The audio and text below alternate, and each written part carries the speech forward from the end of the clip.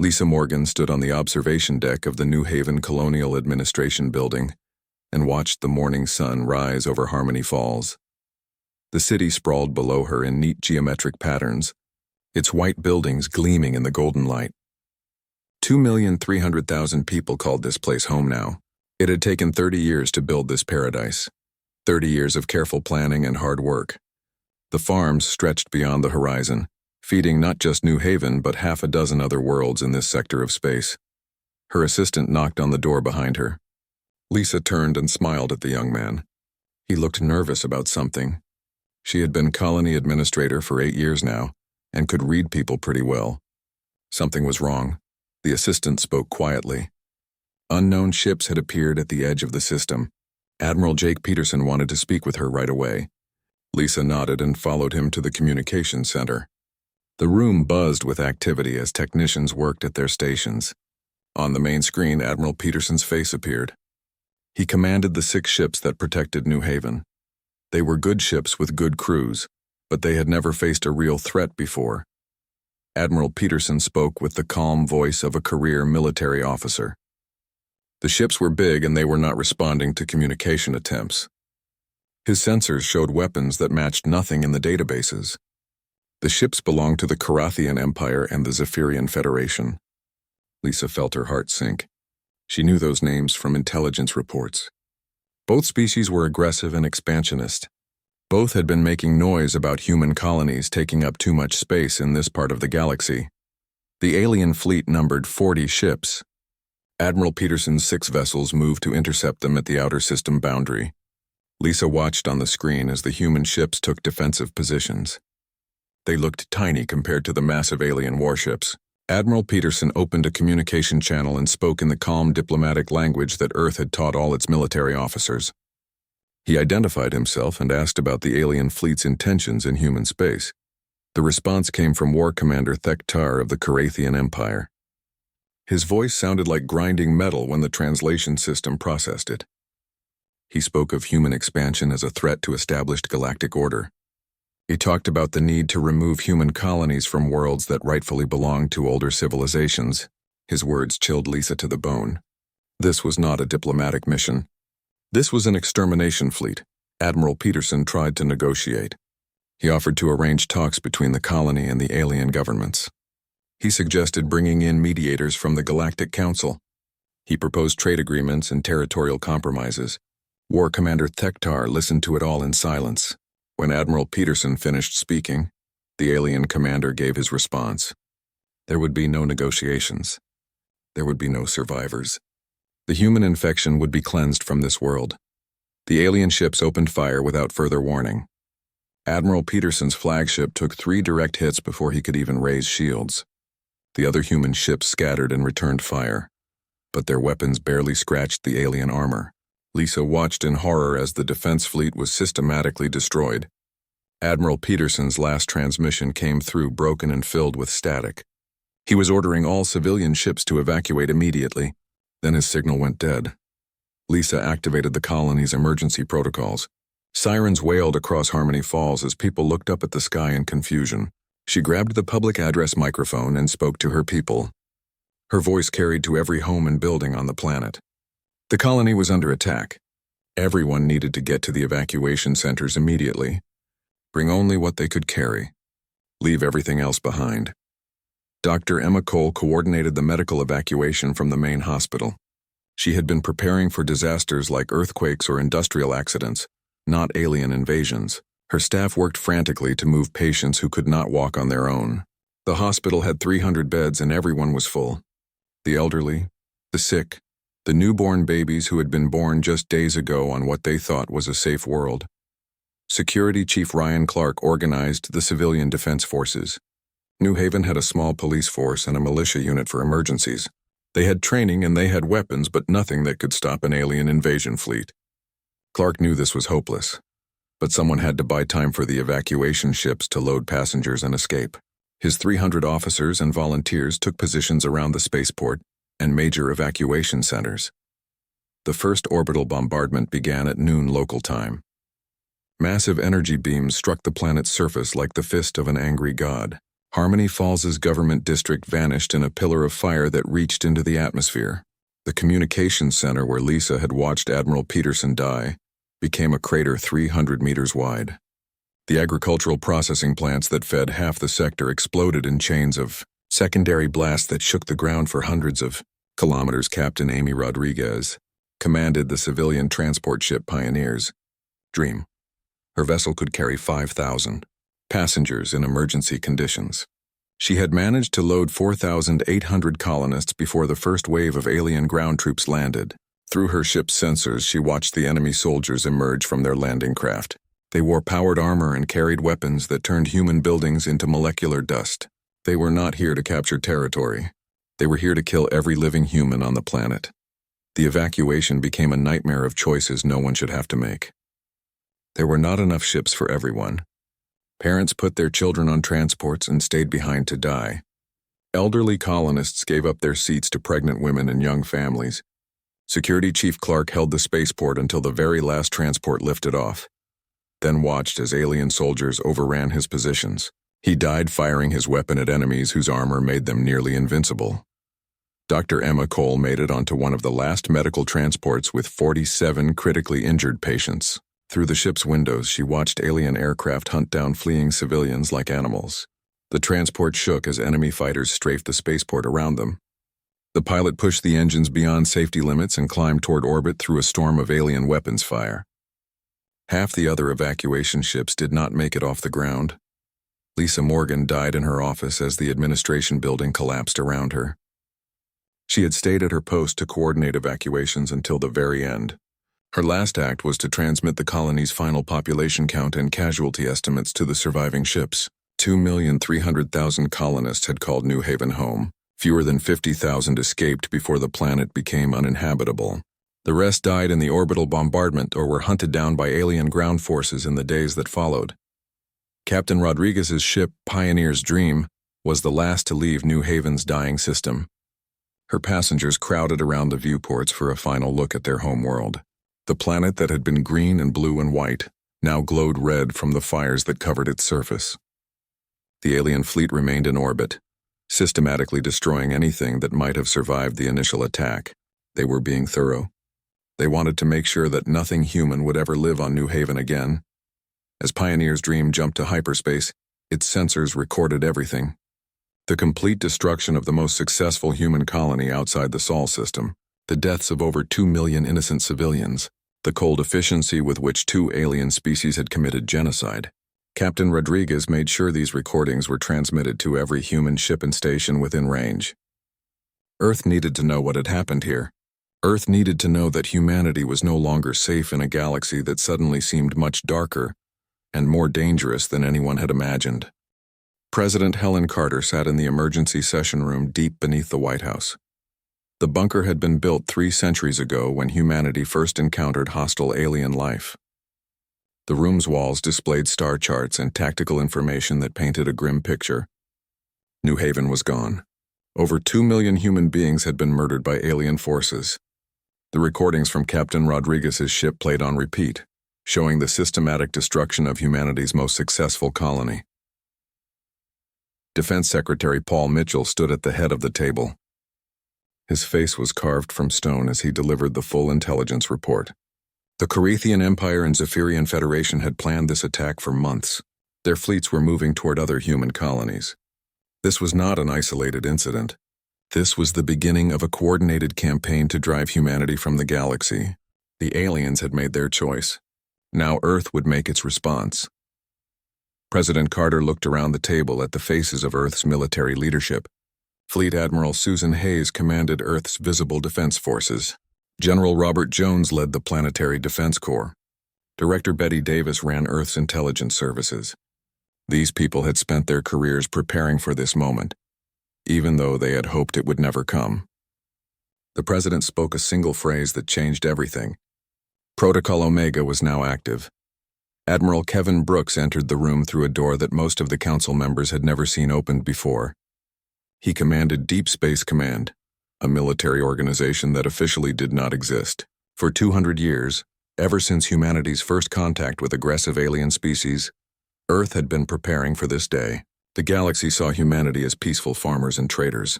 The galaxy was about to learn how wrong it had been. Admiral Brooks activated the main display screen. Star charts appeared showing the Sol system in unprecedented detail. Hidden throughout the asteroid belt and beyond were massive construction facilities. Hollowed-out asteroids the size of small moons housed automated shipyards that had been building vessels for 2 centuries. Behind Jupiter and Saturn, concealed in orbital positions that kept them invisible from most sensors, waited the largest fleet of warships in galactic history. The numbers scrolled across the screen like a fever dream: 500,000 combat vessels of various classes, massive dreadnoughts with weapons that could crack planets, fast attack cruisers built for hit-and-run operations, carrier ships that could launch fighter wings numbering in the thousands, specialized vessels equipped with technology that the galaxy had never seen.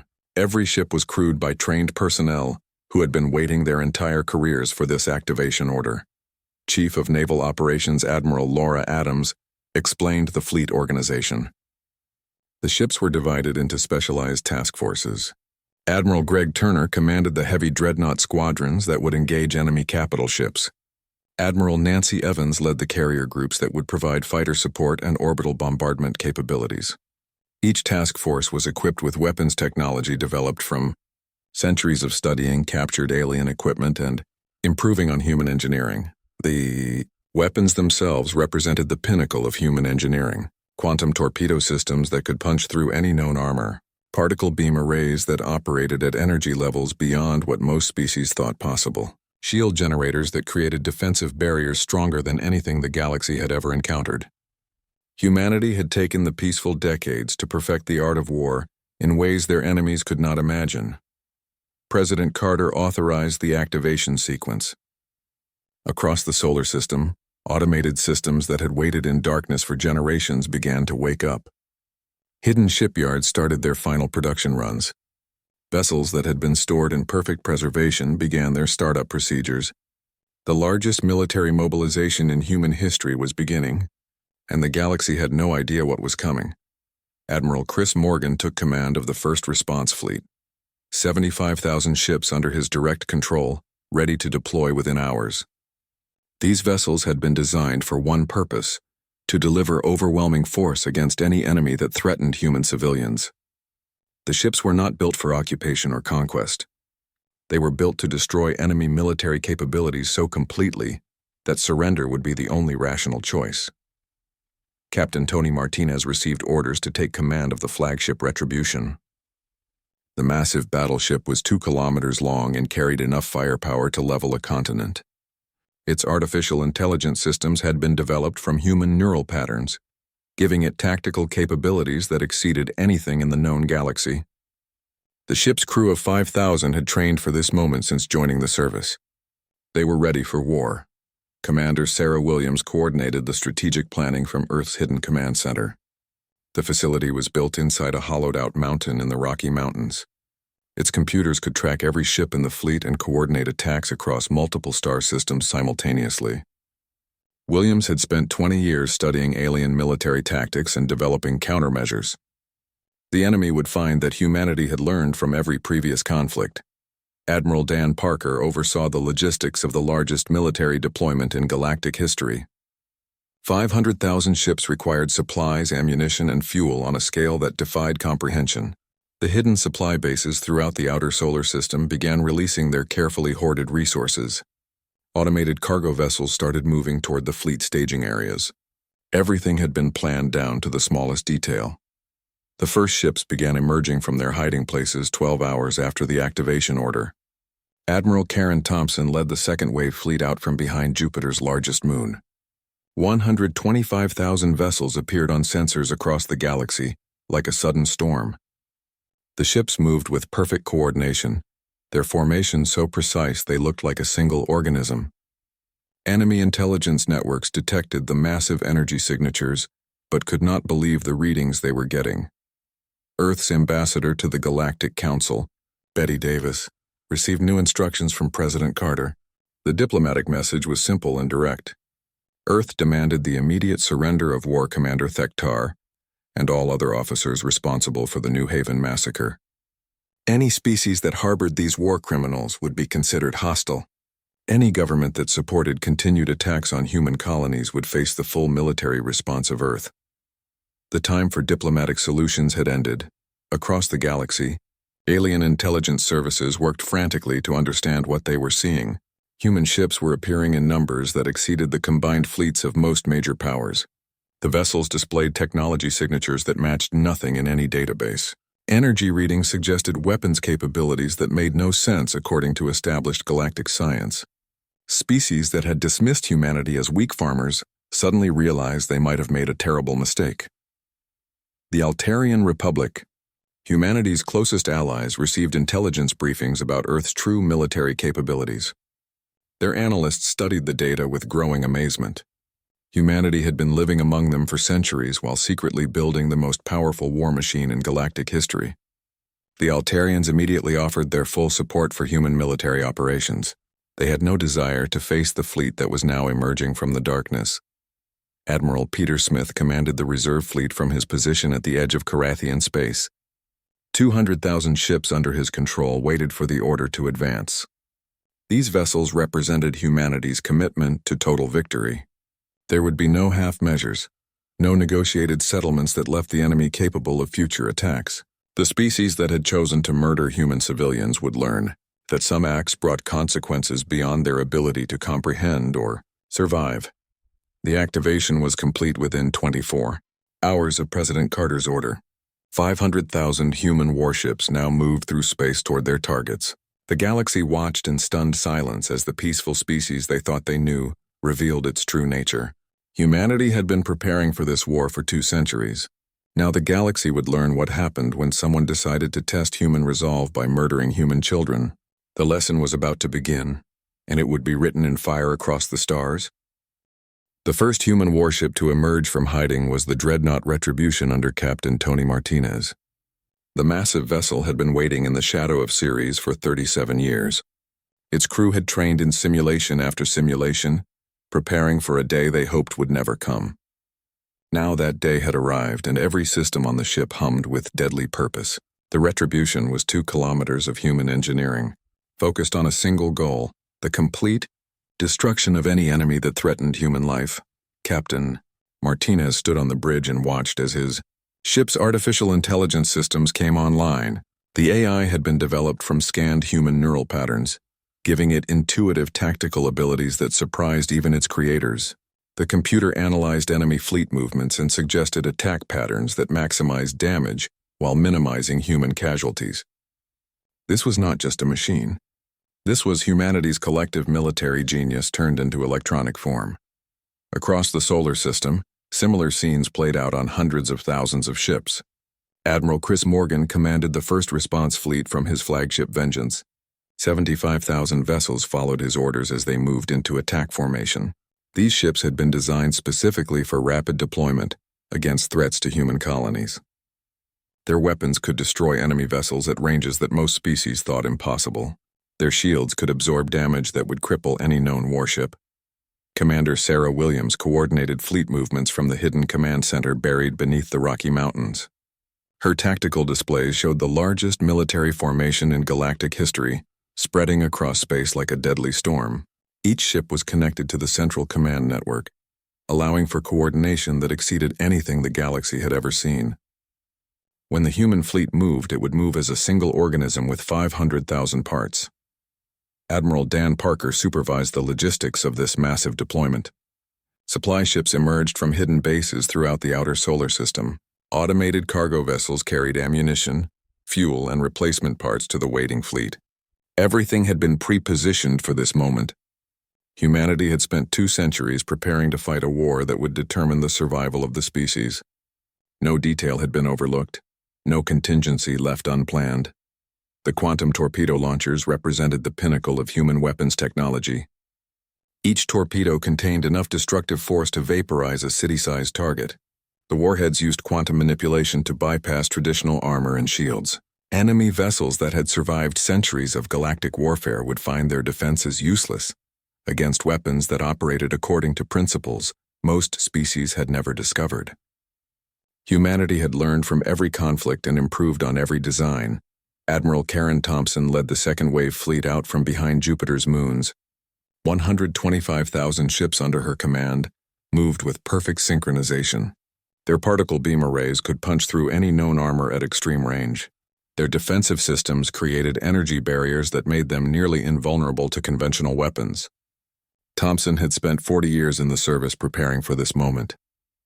Her fleet would serve as the hammer that crushed enemy resistance. The carrier groups under Admiral Nancy Evans launched their fighter wings as soon as they cleared the asteroid belt. Thousands of small craft swarmed around the massive carrier vessels like angry insects. Each fighter was equipped with weapons that could destroy vessels 10 times their size. Their pilots had trained in scenarios that replicated every known form of alien combat doctrine. The fighter wings would provide close support for the capital ships and hunt down any enemy vessels that tried to escape. Alien intelligence networks across the galaxy detected the massive energy signatures moving through hyperspace. The readings made no sense according to established understanding of human capabilities. Carathian military analysts studied the data with growing alarm. The humans were deploying a fleet that exceeded the combined naval forces of the Empire's 3 largest enemies. Zephyrian commanders reviewed their intelligence files and realized they contained no information about humanity's true military capabilities. The first engagement was scheduled to occur at the Carathian border world of Vectara. Admiral Mike Collins would lead 50,000 ships against the system's defense fleet. The Carathians had 15,000 vessels protecting their border, including some of their most advanced warships. Collins had studied every detail of Carathian military doctrine and designed his attack to exploit every weakness in their defensive strategy. The battle would demonstrate human superiority in the most direct way possible. Captain Linda Brown commanded the destroyer New Haven's Vengeance. Her ship was one of the smaller vessels in the fleet, but it carried enough firepower to destroy a Carathian battleship with a single torpedo spread. Brown had lost family members in the New Haven massacre. Her crew consisted entirely of volunteers who had similar personal connections to the destroyed colony.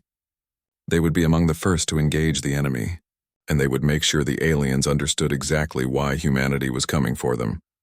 The human fleet's advance created gravitational distortions that could be detected from several star systems away. Civilian populations on worlds throughout Carathian and Zephyrian space looked up at their skies and wondered about the strange readings their sensors were reporting.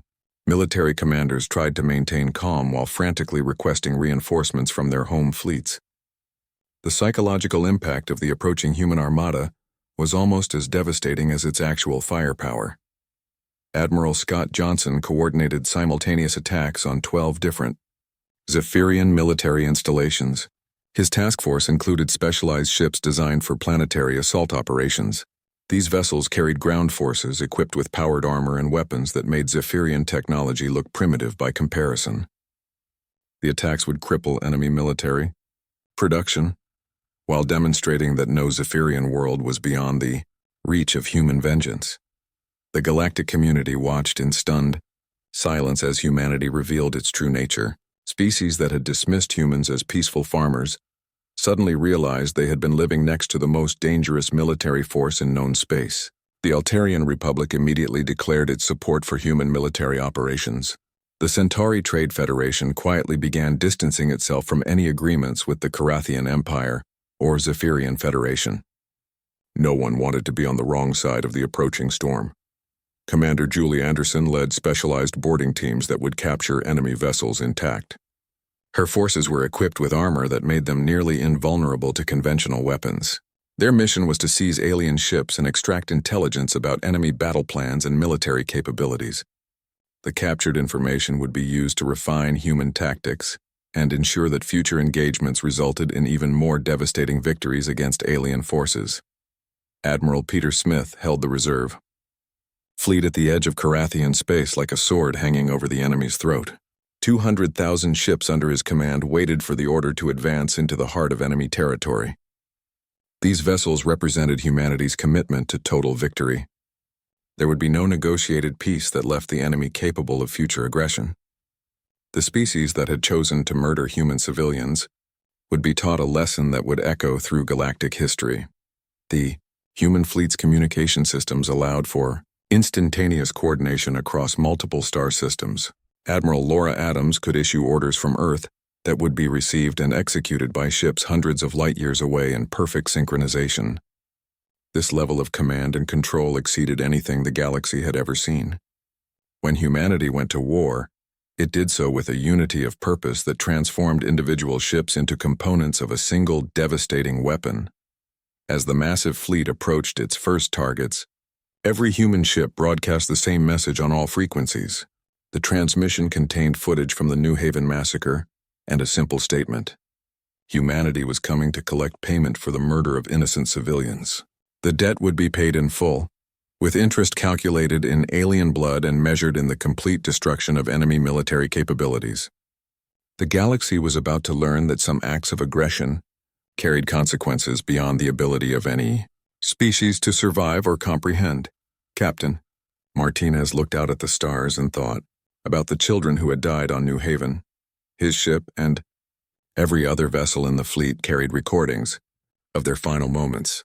The crews had watched those recordings during their deployment briefings.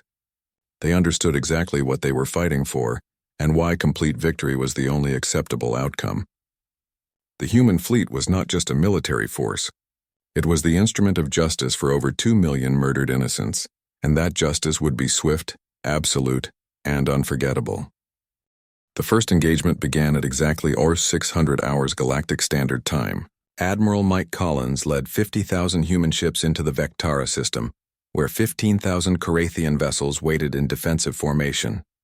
The aliens had positioned their fleet according to traditional defensive doctrine, creating overlapping fields of fire around the system's inhabited worlds. They expected a conventional battle that would last for days. They were about to learn that humanity did not fight conventional battles. The human fleet emerged from hyperspace in perfect formation, their ships arranged in attack patterns that maximized firepower while minimizing exposure to enemy weapons. Captain Tony Martinez watched from the bridge of the Retribution as the tactical display showed the Carathian fleet spreading out to meet them. The aliens moved slowly, their ships following predictable patterns that human computers had been analyzing for decades. Every Carathian tactical manual had been studied, every weakness identified and cataloged. Admiral Collins opened a communication channel to the Carathian fleet commander. He identified himself and offered the enemy one final chance to surrender. The response came from War Admiral Kexaron, the officer responsible for coordinating border defenses. The alien commander spoke with the arrogance of a species that had never lost a major battle. He dismissed human military capabilities and promised that the invasion fleet would be destroyed like insects against a wall. Collins nodded and closed the channel. The Carathians had made their choice. The opening salvo from the human fleet lit up space like a miniature sun. 50,000 ships fired their quantum torpedo launchers simultaneously, sending a wave of destruction toward the Carathian defensive line. The alien commanders watched in confusion as their sensors detected energy signatures that exceeded anything in their databases. The torpedoes bypassed traditional shields and armor, striking with force that vaporized Carathian battleships in single hits. In the first 30 seconds of combat, the enemy lost 3,000 vessels. Captain Linda Brown commanded the destroyer New Haven's Vengeance in the center of the human formation. Her ship targeted a Carathian heavy cruiser that had been part of the original attack on the human colony. The vessel's commander had personally overseen the orbital bombardment that killed thousands of civilian refugees. Brown's weapons officer locked onto the enemy ship and fired a full spread of torpedoes. The Carathian cruiser disappeared in a ball of plasma that could be seen from the system's outer planets. The Carathian fleet tried to respond with their own weapons, but their return fire had little effect on human shields. The defensive barriers generated by human ships operated on principles that Carathian science had never discovered. Energy beams that could punch through the heaviest alien armor were absorbed by human defensive systems without causing significant damage. The technological gap between the two species was larger than the Carathians had believed possible. Admiral Nancy Evans launched her fighter wings as soon as the capital ships engaged. Thousands of small craft poured from the human carriers like angry wasps from a disturbed hive. Each fighter was equipped with weapons that could destroy vessels 10 times their size. The pilots had trained for this moment their entire careers, studying Carathian tactics and developing countermeasures for every known alien combat maneuver. The fighter attack shattered what remained of the enemy defensive formation. War Admiral Kexeron tried to organize a fighting retreat, but human ships moved faster than anything in the Carathian fleet. The aliens found themselves surrounded and outmaneuvered at every turn. Their communications were being jammed by human electronic warfare systems. Their sensors were being confused by countermeasures that made targeting impossible. The proud Carathian war machine was being systematically dismantled by an enemy they had grossly underestimated. Commander Julie Anderson led boarding parties onto captured Carathian vessels. Her Marines wore powered armor that made them nearly invulnerable to alien weapons. They moved through enemy ships like unstoppable forces of nature, capturing officers and securing intelligence data. The information they gathered revealed the full scope of the alien alliance against humanity. Every captured database was transmitted back to Earth for analysis and strategic planning. The battle lasted exactly 47 minutes. When the firing stopped, the Carathian fleet had ceased to exist as an organized fighting force. 15,000 alien ships had been reduced to debris and wreckage. Human casualties numbered fewer than 100 across the entire fleet. Admiral Collins surveyed the battlefield and opened a channel to the planet below. He informed the civilian population that their military had been defeated but that no harm would come to non-combatants. Humanity was at war with governments, not with innocent people. Simultaneously, Admiral Scott Johnson attacked 12 Zephyrian military installations across their border region. His task force included specialized planetary assault ships designed to disable ground-based defenses without causing civilian casualties. The attacks were coordinated to occur at the exact same moment, preventing the Zephyrians from warning each other or coordinating their responses. Each installation was captured or destroyed within hours of the initial assault. The Zephyrian ground forces discovered that their weapons were useless against human-powered armor. Energy rifles that could penetrate tank armor had no effect on human Marines. Plasma cannons that could destroy buildings barely scratched the surface of human protective suits. The aliens found themselves fighting an enemy that seemed invulnerable to everything in their arsenal. Their proud warrior culture crumbled in the face of humanity's overwhelming technological superiority. Captain Amy Rodriguez, the civilian transport captain who had escaped from New Haven, now commanded a human intelligence vessel, monitoring enemy communications. Her ship intercepted panicked transmissions between Carathian and Zephyrian military headquarters. The aliens were trying to understand what had happened to their border defenses. Their intelligence networks had provided no warning about human military capabilities. They were fighting an enemy they did not understand and could not defeat. News of the human victories spread across the galaxy faster than light-speed communication. Species that had remained neutral in the conflict suddenly began re-evaluating their positions. The Altarian Republic offered full military support to human forces. The Centauri Trade Federation quietly severed all commercial ties with the Carathian Empire and Zephyrian Federation. No one wanted to be associated with the losing side in what was clearly becoming the most one-sided war in galactic history. Admiral Peter Smith moved the reserve fleet closer to Carathian home territory.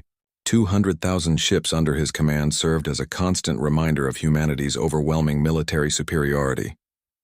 Enemy spy networks detected the massive fleet but could not determine its exact composition or capabilities.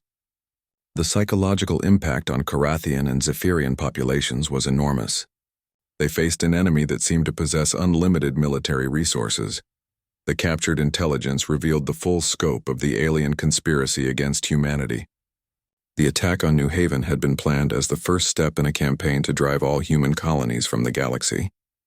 The Carathians and Zephyrians had believed that humanity would respond with token resistance before accepting the loss of their outer territories. They had not expected the complete mobilization of Earth's hidden military capabilities. They had awakened a sleeping giant, and now they faced the consequences. Dr. Emma Cole, who had survived the New Haven evacuation, now served as a medical officer aboard one of the human fleet vessels.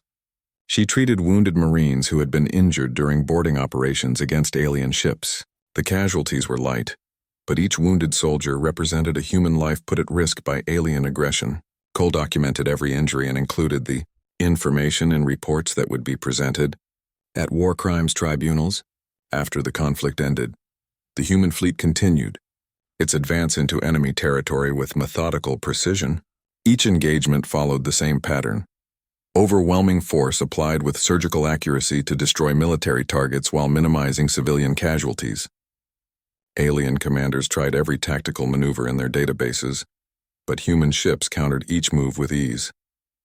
The technological and tactical superiority of the human forces made conventional resistance futile. Admiral Collins received reports from across the battlefront as human forces achieved victory after victory. Carathian fleets were being destroyed faster than they could be replaced. Zephyrian military installations were falling to human assault forces with minimal resistance.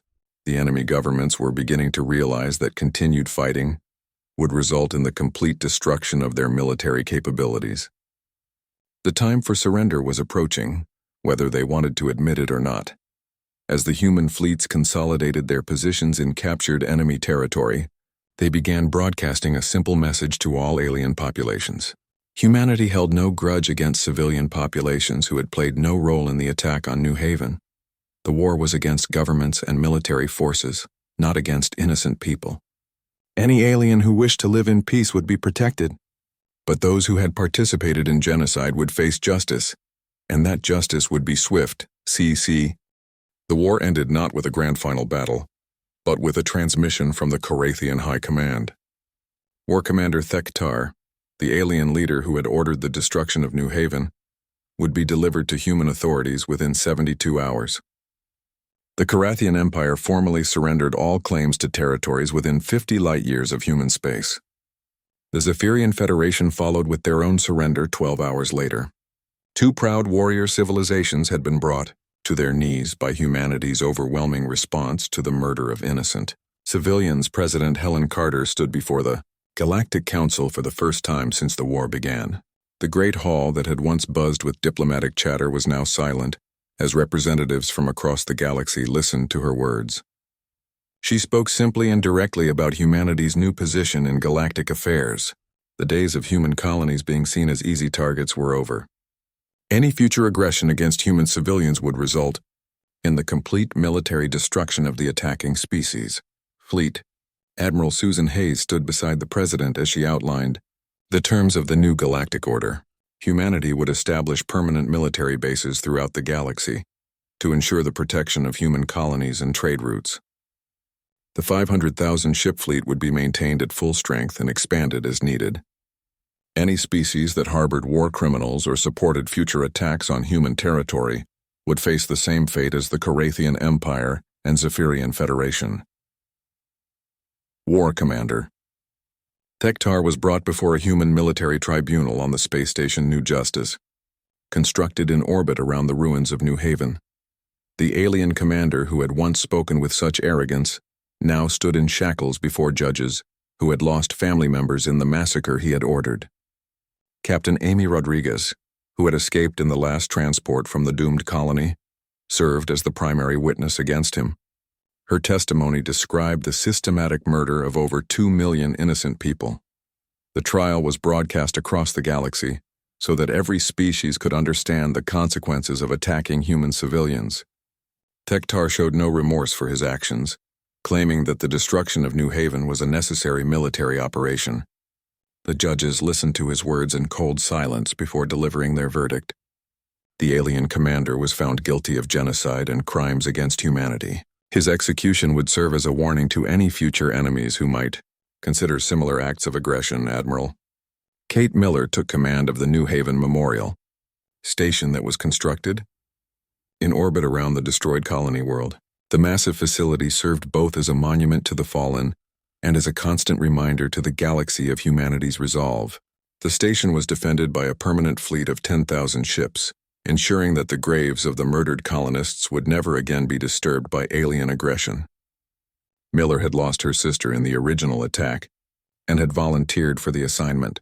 The Groi Memorial Station contained a vast database with the names and stories of every person who had died in the New Haven massacre. Visitors from across the galaxy came to see the exhibits that showed what the colony had been like before the attack. Children's drawings from the colony schools were displayed alongside recordings of families who had tried to evacuate in the final hours. The message was clear. These had been innocent people living peaceful lives until alien aggression destroyed everything they had built. Dr. Emma Cole established the New Haven Medical Research Institute aboard the Memorial Station. The facility was dedicated to treating victims of war crimes and developing better methods for emergency medical care during planetary evacuations. Cole had watched helplessly as patients died during the chaotic evacuation from the doomed colony. She was determined that future disasters would find humanity better prepared to save every possible life. The economic consequences of the war transformed galactic commerce. The Carathian Empire and Zephyrian Federation were required to pay massive reparations to the families of New Haven victims. Their most advanced technologies were transferred to human control as part of the surrender agreements. Trade routes that had been dominated by alien corporations were now managed by human companies, backed by the threat of overwhelming military force. The galaxy's economic center shifted toward human space. Admiral Peter Smith established the new Forward Defense Command with headquarters in former Carathian territory. His 200,000 ship fleet was positioned to respond to any future threats against human interests. The ships patrolled space lanes and monitored alien military activities with sensors that could detect hostile intentions before they became hostile actions. No enemy would ever again achieve the element of surprise against human targets. The technological revelations of the war changed scientific understanding throughout the galaxy. Human weapons and defensive systems operated on principles that most species had never discovered. Universities across known space began requesting access to human research data. Earth established the Galactic Technology Exchange Program, sharing selected innovations with peaceful species while maintaining strict control over military applications. The program served both diplomatic and strategic purposes. Ambassador Betty Davis worked to establish new diplomatic protocols that reflected humanity's enhanced status in galactic affairs. The old system where human colonies could be threatened with impunity was replaced by formal treaties that guaranteed the protection of civilian populations. Any species that signed the accords gained access to human technology and trade benefits. Those who refused found themselves isolated from the new galactic economy that humanity now dominated. Captain Tony Martinez commanded the Retribution as it led regular patrols through former enemy territory. His ship served as a mobile symbol of human military might, reminding conquered populations that their new overlords possessed overwhelming force. The patrols were conducted with strict discipline and professionalism. Civilian populations were treated with respect and courtesy, but military installations remained under constant surveillance. The message was clear. Cooperation would be rewarded, but resistance would be crushed. The human fleet's communication networks became the backbone of galactic commerce and diplomacy. Species that had once maintained independent systems found themselves dependent on human infrastructure for interstellar communication. The networks were maintained by human technicians and protected by human security forces. Any attempt to bypass or sabotage the systems would be detected immediately and met with swift retaliation. General Robert Jones established training programs for alien security, forces who wanted to learn human military techniques. The programs were carefully designed to teach defensive tactics while withholding information about offensive capabilities. Graduates served as local peacekeeping forces under human oversight. The system allowed for local autonomy while ensuring that human interests were protected throughout the galaxy. The hidden shipyards that had produced humanity's war fleet continued their operations, now building vessels for exploration and colonization, as well as military purposes. Admiral Kevin Brooks oversaw the expansion of human presence throughout the galaxy. New colonies were established under the protection of permanent defense fleets. The mistakes that had led to New Haven's vulnerability would never be repeated. Every human settlement would be defended as if it were Earth itself. The Altarian Republic, humanity's closest allies, benefited enormously from their early support of human military operations. Their territory was placed under human protection, ensuring that no aggressive species would dare to threaten Altarian worlds. Joint human-Altarian research projects produced scientific advances that benefited both civilizations. The alliance served as a model for other species who wanted to maintain friendly relations with humanity's new galactic empire. 5 years after the New Haven massacre, President Carter addressed the memorial service held annually in honor of the victims. She spoke about the transformation that had occurred since that terrible day. Humanity had learned that peace could only be maintained through strength. The galaxy now understood that human civilians were protected by the most powerful military force in known space. The lesson had been written in fire across the stars, and it would not be forgotten. Admiral Mike Collins reviewed reports from across human space as he prepared for another patrol mission. Human colonies were thriving under the protection of the fleet. Trade was booming as alien species competed for access to human markets and technology. The galaxy had accepted humanity's dominant position with surprising grace. Most species seemed to prefer the stability of human leadership to the chaos of the old system where military might determine territorial rights. The epilogue to humanity's rise to galactic dominance was written in the stars themselves. Human exploration fleets pushed the boundaries of known space, discovering new worlds and new civilizations. Each contact was conducted under the protection of massive military escorts that ensured diplomatic negotiations proceeded smoothly. The galaxy had learned that humanity combined peaceful intentions with overwhelming military capability. It was a combination that commanded both respect and fear from every species that encountered it. The age of human galactic supremacy had begun, and it would endure for as long as the stars.